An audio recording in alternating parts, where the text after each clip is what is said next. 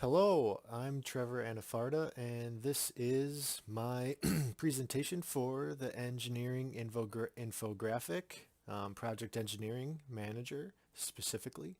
So let's get started. Who I interviewed? I interviewed my brother, Tev Anafarda, and he's had 8 years experience as a project engineer manager at both Flambeau and Plastic Products Incorporated. And he's had quite a bit of time in the same role as me, or the same career path I want to go down. So it was really, interesting to me, and it's easy for me to talk to him about it, and it makes the interviewing process a lot easier. And this goes along with why I picked Tev. um, we have the similar career path. We're both going, he went to Stout, and now I am. He has really good teaching and leadership skills, and two different jobs in a similar market, which are both making plastic products. But now I think his focus as a manager at his recent job is a lot more technical and serious, and he definitely has a lot more responsibility, which is really inspiring. So that's another good reason. And we're both able to communicate to each other as engineers. And it's really become easier after doing my co-op here at Stout with Hutchinson Technology. So here's just a quick look at the first page of my infographic. And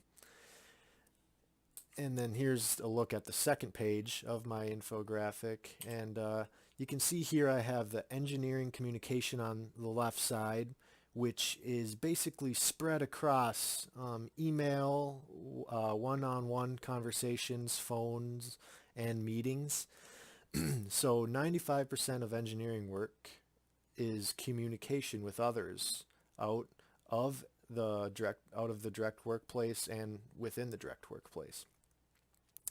So within those different types of communication, there are computer-aided drafted CAD drawings, Excel documents, and basically speaking and working with the people on the manufacturing floor, which could be working with machinery, um, looking at parts, seeing if throughput time is changing on a certain machine, um, basically anything you could imagine that could happen on a manufacturing floor, especially if you've experienced it before.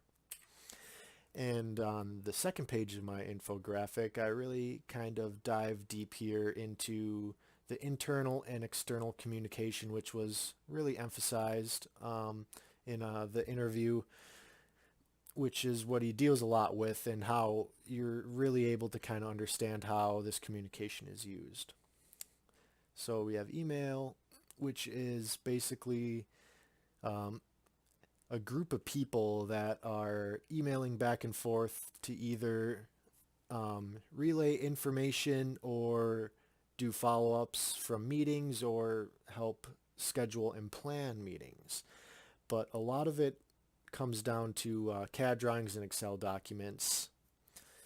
And then it's basically the same with external communication. Email is the main form. Share CAD files that come from uh, clients and customers, or even stakeholders that have design changes or something to implement. Phone is usually one-on-one communication. It's faster than email, and it's a really good way to ask somebody for help if they're on the floor, or just to give a quick call to a client to maybe get a few answers, just ask a few questions. Um, so meetings are done both internally and externally, and the internal meetings are just as important as the external meetings with stakeholders and clientele. And meetings can internally can mainly do with firefighting activities, so trying to keep the process running if there's a few kinks with a new machine or a new product, and simply trying to crack down on that. And that's when you work a lot with quality control and some of the other engineers that would be under Tev, and get the problem figured out. So creating the infographic, it was definitely really interesting at first. So I had to really learn how to put information together to create the idea. I had to figure out how to use my graphics to support my data, make sure I had a format I liked and was understandable, and using the right data from the interview to make sure I got the point across and I didn't leave anything out. What did I learn from this whole experience? Well, I learned that emailing was used way more than expected. There's lots of preliminary meetings and simply just meetings in general. I learned that 95% of communication skills and 5% are actual engineering skills that you use in the workplace. So you spend most of your time communicating and not a lot of your time using all of the I guess math and CAD work you do, especially in this managerial role, which still, from what Tev said, it's still less. You still have a lot of communication to do, but there's still quite a bit. There's quite a bit more engineering skills used. And I really learned from this how to be a team leader and excel in engineering with communication skills. So I think that will sum up my PowerPoint.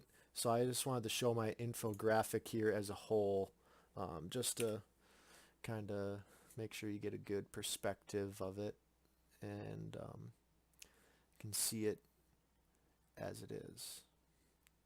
All right. Thank you very much.